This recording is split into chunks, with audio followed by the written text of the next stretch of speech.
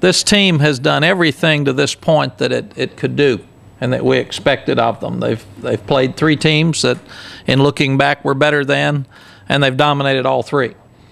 We still have some question marks on where we go from here, and the competition picks up quickly because Arkansas is a much better team than the score indicated last weekend because Alabama had 4 really long plays. Now, we've already had the Arkansas press conference once, so I guess we can have it again and rewind, but I did want to go back over some things about the Rice game that were important. Colts' passing efficiency in the game was 260. It was absolutely amazing. We continue to talk about the strength of quarterbacks in the Big 12. 6 of the top 10 quarterbacks in Division 1A passing efficiency are in the Big 12. Sam Bradford's number 2, Colt's number 3, and Chase Daniels number 4 in that group. Colt completed 13 straight passes, tying a school record that he already had.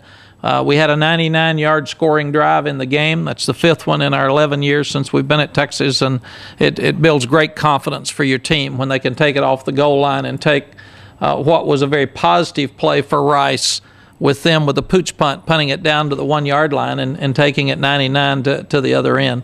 Rice was converting 55%, 54.8% on third downs, and we held them to 2 out of 14.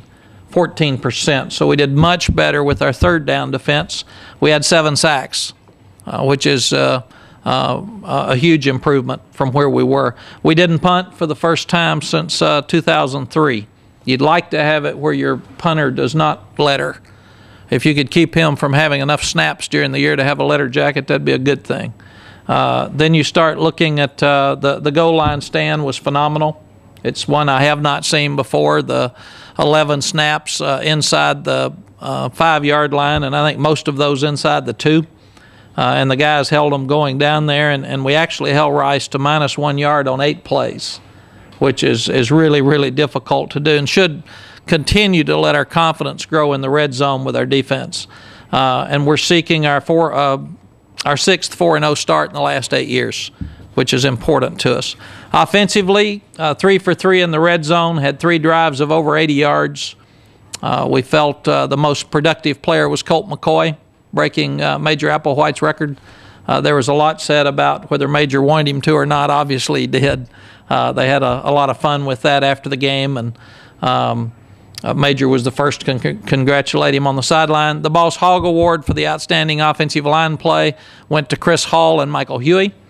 The best play of the game went to Chris Obanau on his wheel route that was a touchdown catch from Colt. And the top contributor was Jordan Shipley because he had probably his best game since he's been at the University of Texas. There were 9 plays in the Q package, and we felt like that the good was obvious with our offense. The concerns are ball security. You can't have 2 turnovers, and that's something that we've done very well in the first 2 ball games and didn't do as well. We are in the top 11 in scoring offense and scoring defense along with USC and Penn State. So there's only 3 of us that are in those 2 categories, which are the 2 most important categories in the top 11 in the country. Defensively, we've talked about some of the things, but we held them to 10 points again, which is really important. You start looking at stopping the run. They had 20 yards rushing, so that was 1.67 yards per attempt. We hit the quarterback. We had 7 sacks, 16 hits, 13 pressures, and 5 batted passes, which means we're continuing to get more pressure on the quarterback, a lot of that from up front with the front 4. We did feel like we handled the no-huddle better. We were more organized, and we had fewer mistakes, and we're starting to see that each week now.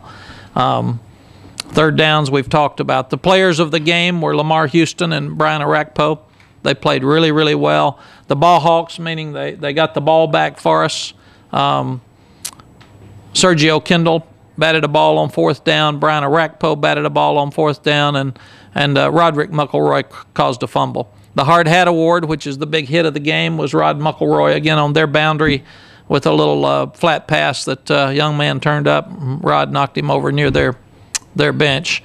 Concerns for our defense were obvious that they still had 4 explosive plays.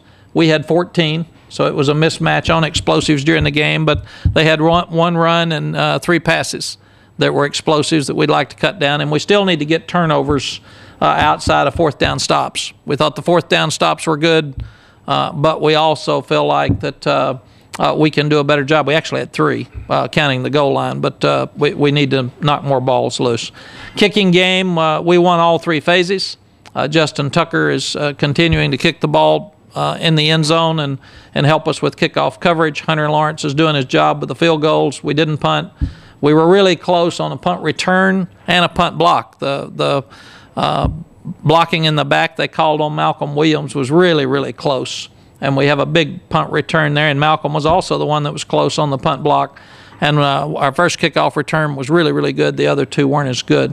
The biggest negative of the day was losing Blaine Irby, excuse me. And Blaine will be out for the year. He did dislocate his knee. Kenny Boyd and John will keep you updated on where they will go from here. Blaine is meeting with the doctors today, and he'll know more about where he goes from here with his treatment and with the operation. He's upbeat and at the same time disappointed. But one of the great rules for the NCAA is that if he gets hurt in the first 4 ball games at any time, Andy has a redshirt year available, he can get his redshirt year back. So Blaine will be. This will count as his redshirt year. It will not count against his eligibility, and that is the only positive you can come out of a serious injury. Someone asked if I thought it was a cheap shot or not. It was a legal hit. Young man just hit him low, and it was very, very unfortunate. And Blaine's tough. He's smart. He's a great player for us. And he will be back, and he'll be back full speed ahead, and he'll do it with a good attitude. What we do at tight end, we don't know yet. We'll continue to coach the ones we've got, and Ian Harris will be back in practice on Tuesday, so that'll help us some. But we've just got to move forward, and we're continuing to discuss things like injuries today and what we do with personnel, and so we're a little bit ahead of the game when we get to this press conference. Coach, there are very few negatives in a 52-10 loss. But no negatives, but just a question. But come on, Ed. Just a question. Help me, Ed. Hit me with it. I'm not getting it. Cole had a great game rushing the ball. Would you consider the running game with Chris and Vontrell and Cody a work in progress still, or how would you characterize that? You know, we're averaging 204 yards a game rushing. At most places, that'd be okay. We would like to have 2 running backs gain 200 yards each every game, and we're probably not going to get that. But, yes, we feel like it's a work in progress because we've got 4 or 5 guys doing it now. John is rushing well, but the offense we're running with a one-back set, the quarterback's going to run the ball, and he's going to make yards, and those count. So we do not walk in and say, oh, my gosh, we had a quarterback outrush our running backs. What we look at is production, and we look at points, and the guys are doing a good job with that. Felt like Vontrell did some good things. We're pushing him so hard. We're trying to make everybody we've got, Ricky Williams and Cedric Benson and Jamal Charles, and that's probably unfair to them. It's like trying to make Colt Vince the first year. He stepped up to do it because our expectations and our standards are set really high at every position. And Jackie Sherrill even told me one time, after you coach Roy Williams and after you coach Ricky Williams, you'll never find other players you like because you're going to look for them again. And that's kind of what we do here. And Colt has stepped up and made a name for himself now. So I think he's out of that shadow and he's headed forward. The running backs are still living in the shadows. And I thought Cody Johnson did a good job when he was in there. He didn't come in till the third quarter. So it's more unfair to Vontrell. Fozzie came in the third quarter when people were beat down a little bit, and Vontrell's the one that starts and goes out there when everybody's excited and knocking them loose. So we'll continue to work with Vontrell. We'll continue to work with Chris. We'll continue to work with Cody.